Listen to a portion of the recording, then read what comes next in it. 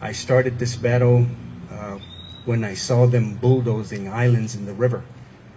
And that hit me in the heart because I have a business on the river, and that is introducing individuals to the beauty of nature. If you were to go out on that river today, it's a disaster zone. And now it's switching even more towards the community. They've taken over a publicly funded park, our history, our culture. That is where we convene. That is our green space. That is where we are connected to the river.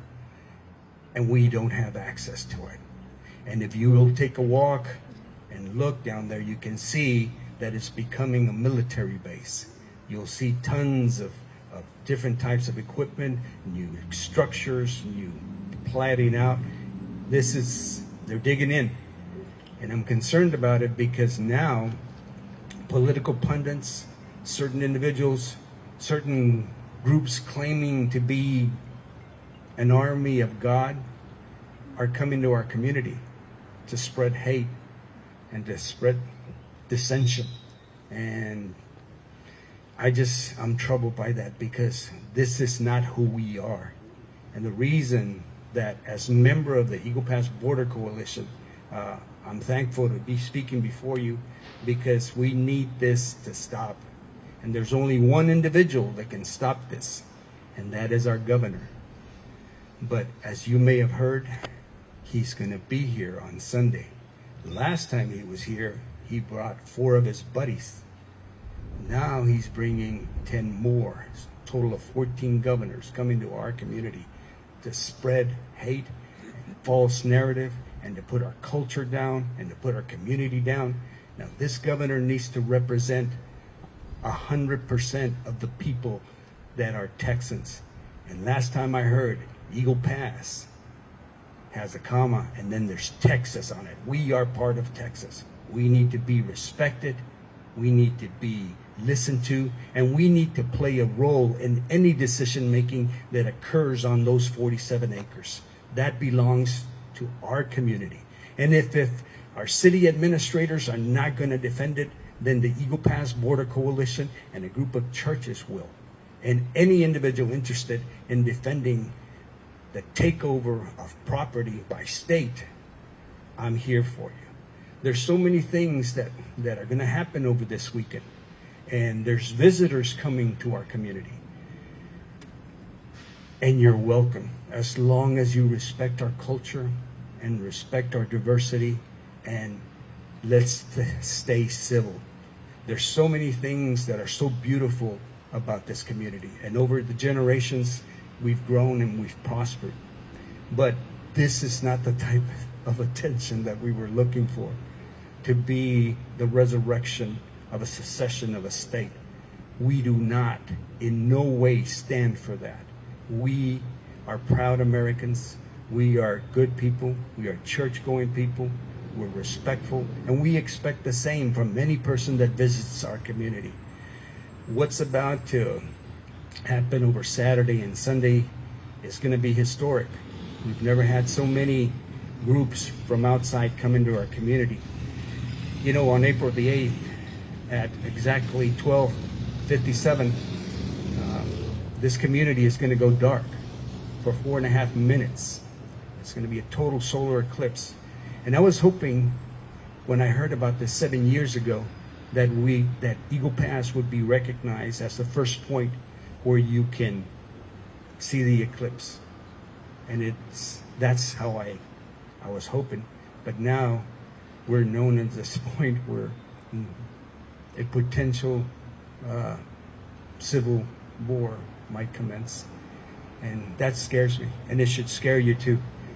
Lo que está pasando en nuestra comunidad no es justo. Como lo está tratando el gobernador, como ciudadanos de este estado, no es justo. Este gobernador está pasando leyes nuevas, está pasando cosas que no respeta nuestra cultura, nuestra comunidad, nuestro río.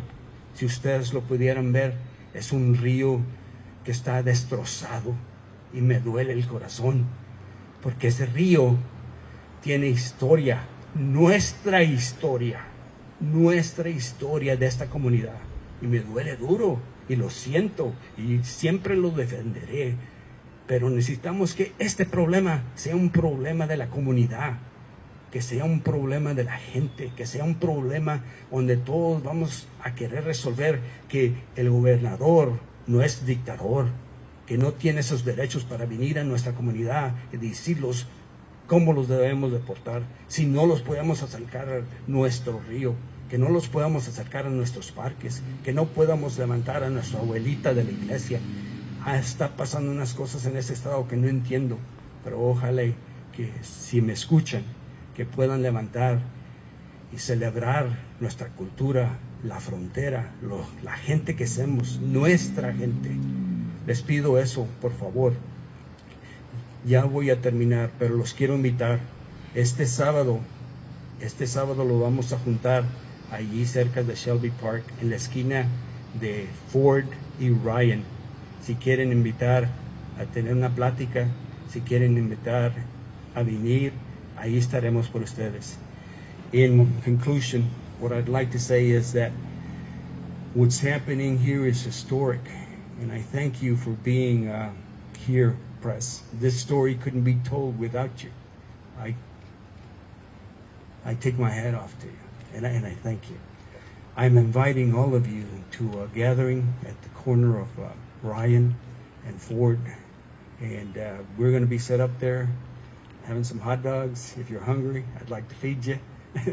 And we'll be having conversations tomorrow at 11, and then on Sunday, right before the governors arrive. Now, I believe they're going to arrive to our community through the air, and they're going to show off our beautiful park, but it's not a park. It's a staging area for hate, a false narrative, and something that we want back.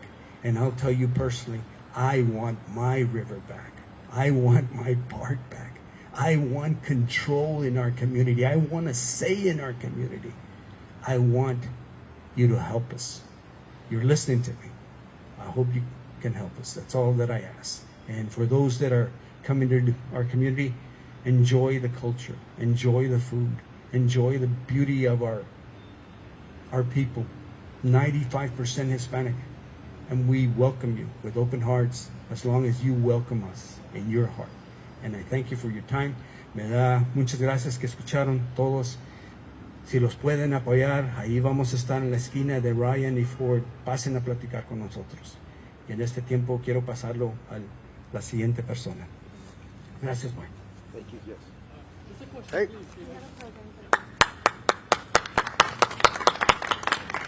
Ladies and gentlemen, what you just heard was a passionate plea. And I can tell you that everybody has opinions, but this man has passion along with his opinions. And we love him a lot. We appreciate him a lot. And next we have on our list of speakers, America. Not America, but America. Her mom and I named her that, and we want her to call her America, please. America, would you come forward, please?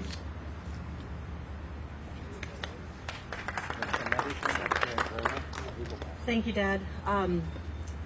So Dad doesn't mention this too often, but he started out working in the Texas justice system, and I had a pretty strict upbringing. One of the things that happened was he would not let us leave if we still had chores.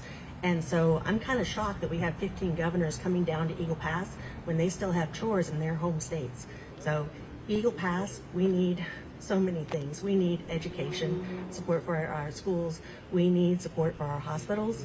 You probably noticed you can't get a very good signal here. We need a lot more help with our electronic, our infrastructure, our roads, everything. We have a third bridge we want to go up.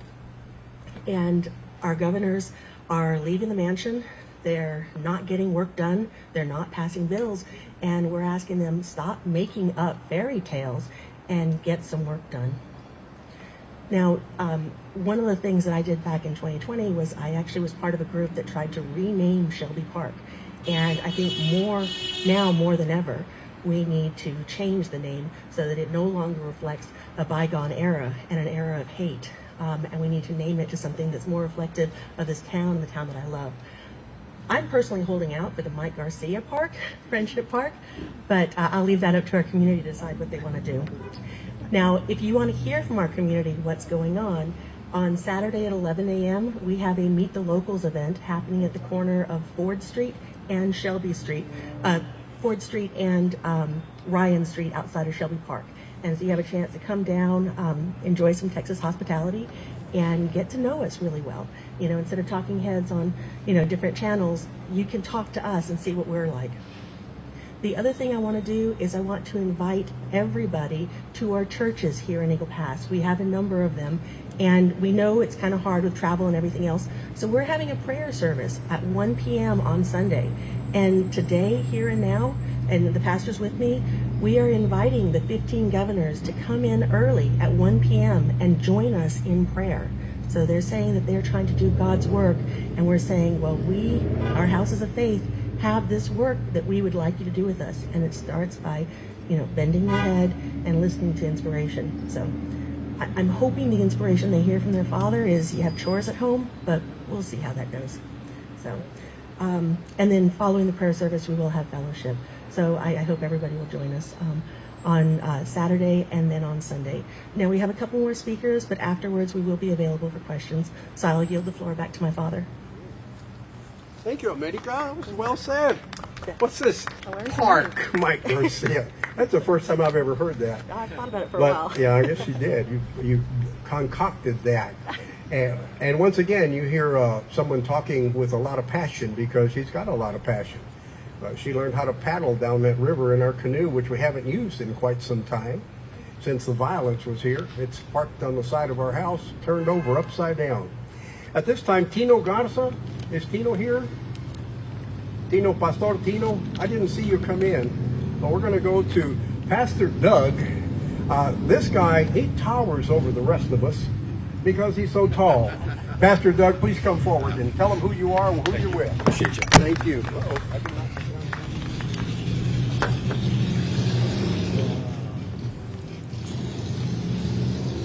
Good morning, my name is Doug Padgett. I'm with a... Sorry about that. Good morning, my name is Doug Padgett. I'm the executive director of a group called Vote Common Good. I'm also an evangelical pastor. I'm proud to be in Eagle Pass today. My wife and I have vacationed here on a road trip. I was here a couple of years ago when our organization rode our bicycles from San Diego to St. Augustine, Florida, along the U.S.-Mexico border, visiting each town along the border and telling the story on both sides of the border of what's happening. We love Eagle Pass. We love the border communities. We love this country. And as an evangelical pastor, it breaks my heart to think that there are people using the Christianity that I hold dear to justify their hatred comments. The idea that there's a self-appointed group calling themselves the Army of God traveling to this area is something that cannot stand without a response. So our organization, Vote Common Good, travels the country in a big bus that's parked a block over. It says faith, hope, and love. 3 words that are meaningful in the Christian tradition, but it says faith, hope, and love, supporting democracy for all. And that bus also has to say on it, confronting Christian nationalism and resisting insurrections. We live in a time where people of faith have to make a claim on what the role our faith is supposed to play in this society. The self-proclaimed army of God, they have a story. And we're here to tell the story about the angels of God, the angels that work on this border, the angels that are crossing into this country. It is an honor to stand in a place that will be the Ellis Island of this generation. That families will tell stories for generations about how their families entered the United States of America through Eagle Pass and through Laredo and through Del Rio and McAllen and in Arizona and in California. They will tell those stories. And just like those who had to enter the country at previous times in other parts of our coasts, they're going to tell the stories of the resistance that came. Because this country has a long history of people telling others that they can't come. In my lifetime, we have removed the Chinese Exclusion Act from law. So this story of a supposed army of God coming here to be some kind of a militia to protect this border, This border doesn't need protection from these people. It needs protection from these people. And that's why we're here. There's a lot of narratives inside of Christianity. And one of those, which we heard from the pastor earlier, is a story of acceptance. That's also the story of America. And we're not asking for America to only tell the Christian story. We're asking for Christians to tell the American story, that people of other faiths, people of no faiths also share. That's our role, is to be a part of a pluralistic society where we join together and to encourage us to the better angels of our nature, to encourage us to participate together in the work that we need to do to build this country. And I want to say to my Christian friends that are up the road, slander is a sin. And you are slandering these people, you are slandering these border communities, you are slandering Border Patrol, you are slandering Homeland Security. And I'll say to my Christian friends that are up the road, truth matters. The truth will set you free. And if you want to know the truth about the border communities, come to the border communities. Ride your bike, drive your truck, pick up an Uber, but come to these communities and meet these people. What you're going to find is there is a story being told about those coming in this country that is blatantly untrue. And it is an obligation of anyone who wants to speak on behalf of their faith to call out those kinds of untruths when they create harm not only to those people, but to this country. I've heard it over and over from my friends. I've heard it over and over from my family members. To be careful at the border. Be careful when you're down there. We know how dangerous it is. I'll say this border can be dangerous if you're a migrant trying to enter, because we have laws in this country that do not allow you to enter this country in ways that are legal and safe. The question that has haunted me is, why don't they come legally? And it's not only the question that haunts me, it's the answer. Because there is not a legal pathway for so many people to enter this country.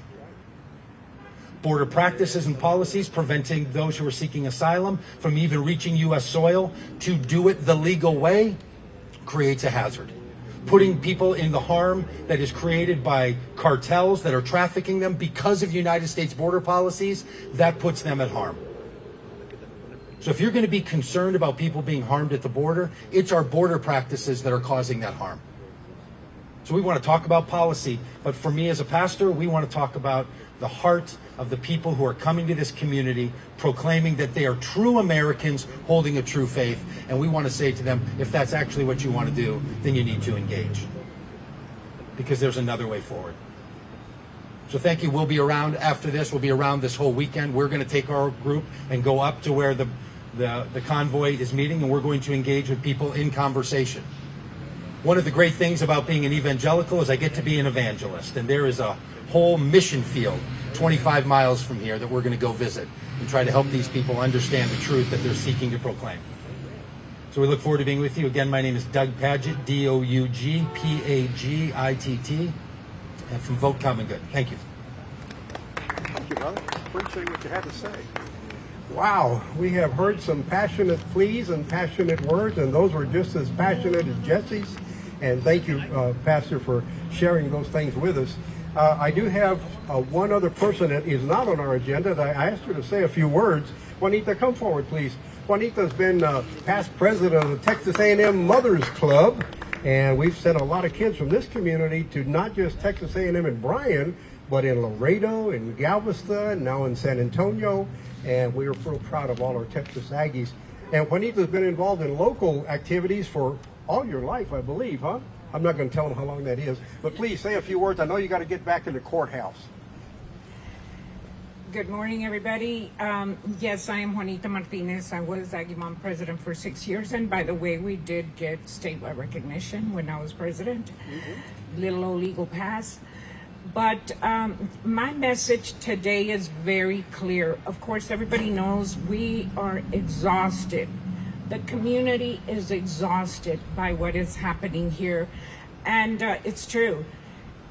There has been an invasion, but I'm not talking about the immigrants. The invasion is from Governor Abbott. From Governor Abbott and his political rhetoric and his stunts that he's pulling here. And believe me, when I tell you, The community is exhausted. But I want to focus on something right now. And this goes to our city government. Because from the very beginning, the city government here was very welcoming. They were not in Laredo. In Laredo, just up the river, they tried to do everything that they've done here. And they were not successful because Laredo fought back. Now, if you think about Shelby Park, it is not a federal park. It is a city park. And it's upon all of us that are citizens here in Maverick County, whether you live within the city limits or not, to demand from our city government that they take back our park. I want the mayor, I want the city council to step up and say, let's not put it on Biden, of course. Why Biden? It's not a federal park. It's a city park. Let us take back our park. Let us go to City Hall constantly and ask him for action. Whether it's bringing the city police down there, let's see what they're going to do. If the mayor has the guts, and if city council has the guts to put all of our city police down there and say, we demand that you open up this park. Now, there's something very important coming up, which means that's why we need that park open. You heard our wonderful speakers. Everybody, has their perspective. Everybody has their amazing points. I love all these people. But one thing that I'm not sure if it was Jesse or America brought up, that event that's coming up. The eclipse is coming up. And that is where we used to hold all our events. We should demand that before that gets any closer, which is a couple of months away, we want our park back. And it is in the power of the city government to do that. That is my message. That is different, but that's my perspective. And thank you for listening. Like I said, we thank everybody for the coverage. We really thank you, because without you spreading the word, where would we be? We'd be all alone. Thank you. Thank you. Thank you for sharing. Thank you, Juanita. And we're going to be closing here pretty soon, but I'm going to ask Julio, Jesse, America, y'all come over here behind me. Did the Pastor Tino ever show? I didn't see him anywhere. And Jose Corpus, come over here too. Juanita, I know you got to go, but if you want to stay a few minutes, you're welcome to. All of these people are going to be available to answer questions for you. But right now, well, get in closer because they're going to take your picture probably. Throw darts at it later or something. I don't know. No, just kidding. So at this time, we want to thank everybody once again. You've heard a lot of things. You've heard a lot of passion, and it's for real. And we're glad you're here because we know you're for real. And we appreciate what y'all are doing for us, for all of us. On behalf of Eagle Pass Chamber of Commerce, we welcome you. We ask that you do everything that you ought to do, and we appreciate your being honest and open with your people, your listeners, your viewers, and we just ask God to bless you. And to officially do that, we've asked Pastor Julio to come and to close this meeting, and after which we will do questions. Pastor Julio. Sí, por favor. Vamos a cerrar la junta. Bien, para ir terminando, darnos cuenta que tenemos que cambiar el lenguaje sobre las noticias. Cuando decimos invasión, estamos refiriéndonos a otras cosas. Let me translate. Sometimes we have to change our rhetoric. Instead of calling it an invasion, maybe we need to use less words that are stirring people up. Ya la palabra invasión lleva intrínsecamente la violencia. Invasion has an intrinsic meaning of violence, and we don't need that. Tengo 6 años viviendo en Hijo Paz y yo no he visto ninguna invasión, ninguna violencia. He's only been here 6 years, so he hasn't seen any violence or invasion of any kind. No he visto grupos de migrantes con armas para atacar a nuestro pueblo. I haven't seen any migrants with any arms. I guarantee you they wouldn't bring them. Si quieren ayudar a nuestra ciudad de Hijo Paz, claro que sí, todos son bienvenidos, pero la ayuda que necesitamos es otra clase de ayuda.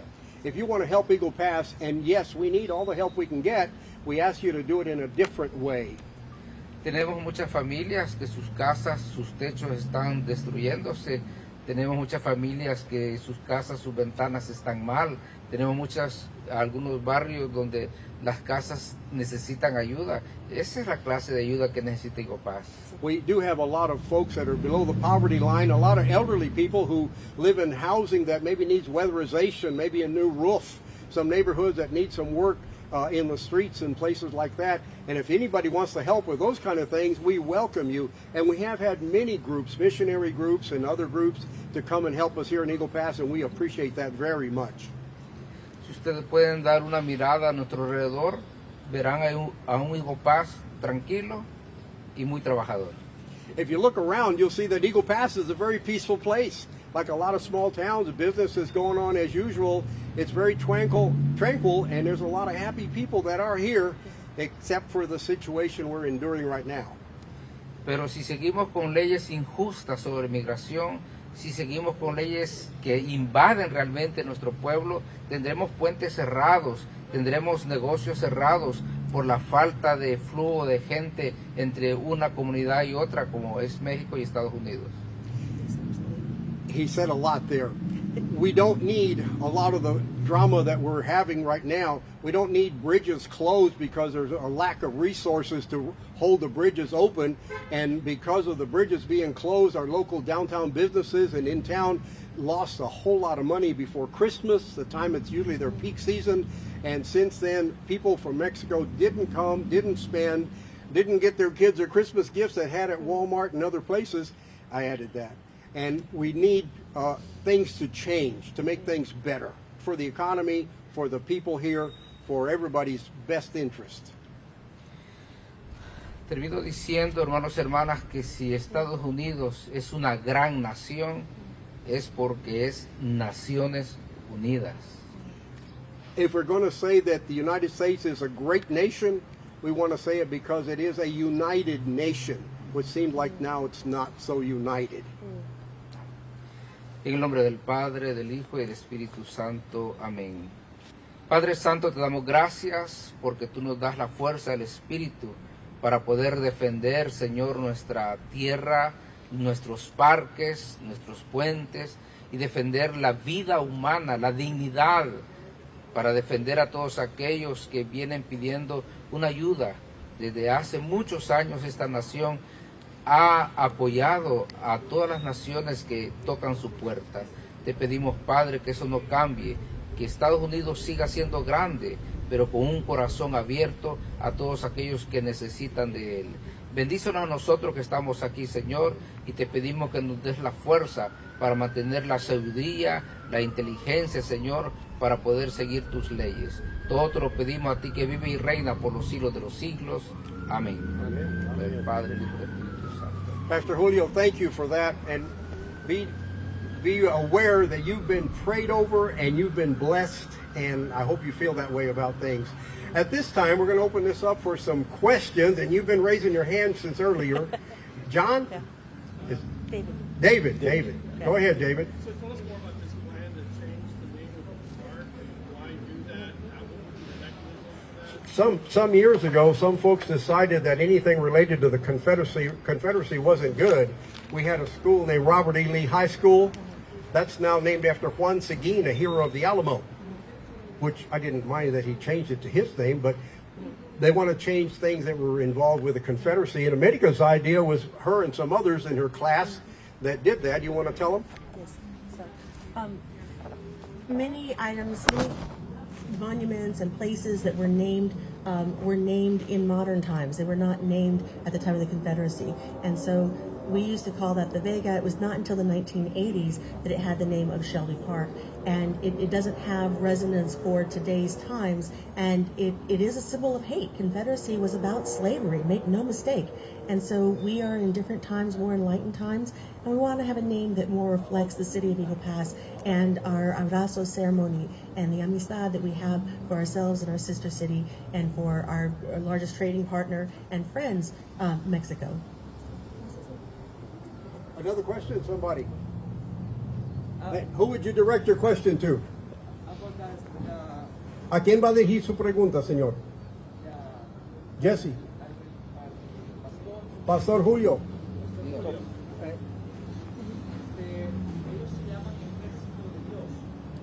El grupo que viene, the convoy, calls themselves the Army of God.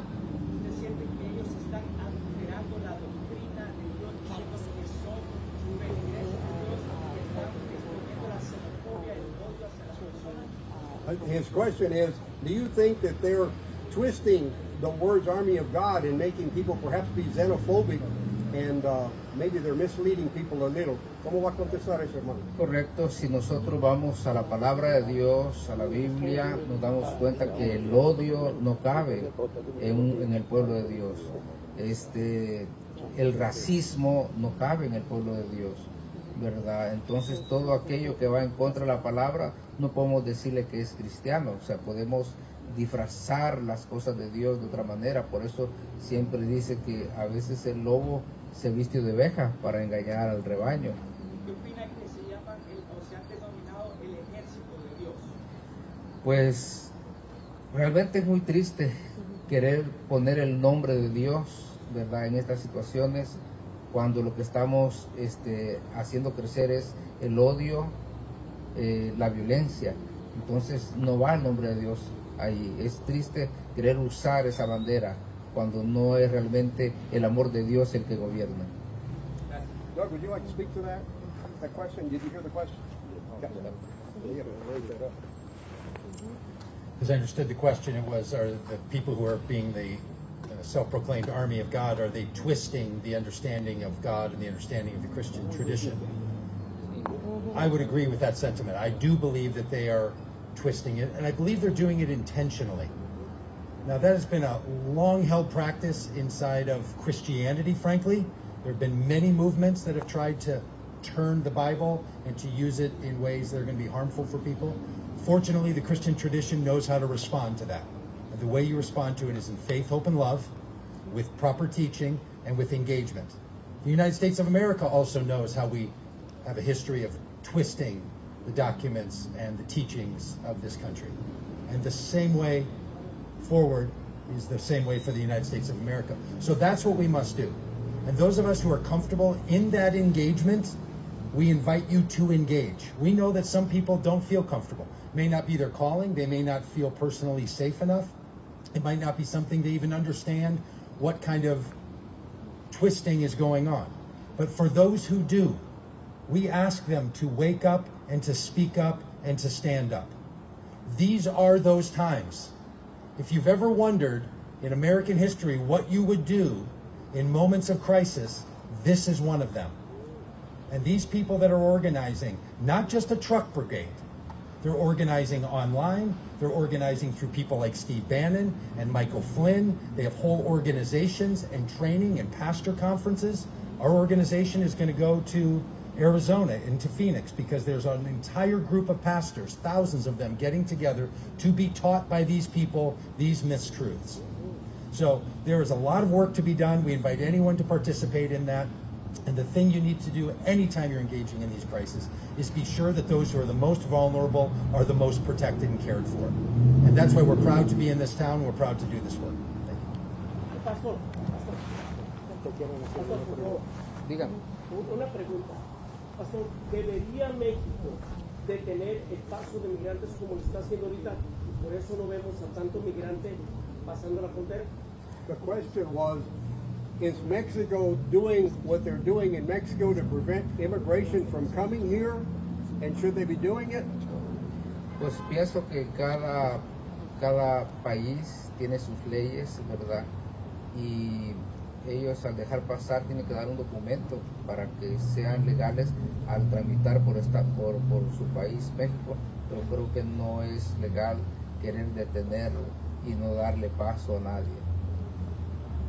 He said that every country has immigration laws, and if they're enforcing the immigration laws, they are certainly helping us, that's for sure. And for some of you who may not know, President Biden sent a group of Blinken and Mayorkas and a lady, I don't remember her name, several other people down into Mexico. I want to say it was approximately December 27th or 28th. They had a meeting over there, Pastor Julio has been involved in taking aid over to places in Mexico. I was accompanying him one day, just a day or two before that meeting, and there was a normal business here. There were migrants on the streets. There were several hundred people at the place we delivered some food, and we went back 2 days later after the meeting had been held, and there were police everywhere. There were SWAT teams, there were state police, there were National Guard, and there was not a migrant to be seen except in the shelters. Do I think it's working? Yes. Do I think that the I'm trying to talk in Spanish, and the razor wire and concertina wire all along those containers is helping? No, that's not helping at all. It's like having a bear coming at a little kid, and the kid raises his arms at the bear, and the bear runs. He's not knowing that his daddy is much bigger and is right behind him. Who scared the migrants? Not the wire, not the National Guard, and not Governor Abbott, but the Mexican government's cooperation. That's what's done it all. Otra vez. Es que México ha cooperado tanto. Ellos son los que están haciendo la diferencia. Lo que están haciendo en cooperación con los Estados Unidos ha servido de detener la flujo de inmigrantes ilegales a Eagle Pass, a Piedras Negras, de Piedras Negras para acá. Ahorita ya no los ves, lo están deteniendo en la frontera con Guatemala, lo están deteniendo en cada pueblo en México, y ha servido para ayudarlos. No son las alambres de púas, ni de navajas, ni los militares. Eso no está haciendo nada. Todo está haciendo allá en México, y estamos agradecidos, yo te lo juro. Gracias. Yes, ma'am. Hi, Mike.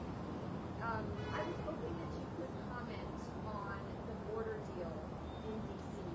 We understand that right now it's bipartisan deal that's in You want to talk to that? And former President Donald Trump has been lobbying against the border deal. As a border community, what are your thoughts? Do you think it's a good idea, this border deal? Let me give you the expert on that subject.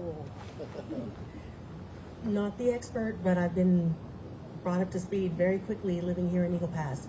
So it's kind of like a bus, you know, it's not the one I want, but it's getting me further than where I am now. Anything that we can do will be good, because right now we have a problem that is more valuable to people than the solution is. And like I said, it's not the solution I want, but it's a good place to stop, catch our breath, rebuild our economy, and then work on the next step. And we need something that is not razor wire, that is not takeover of private property and takeover of municipal property.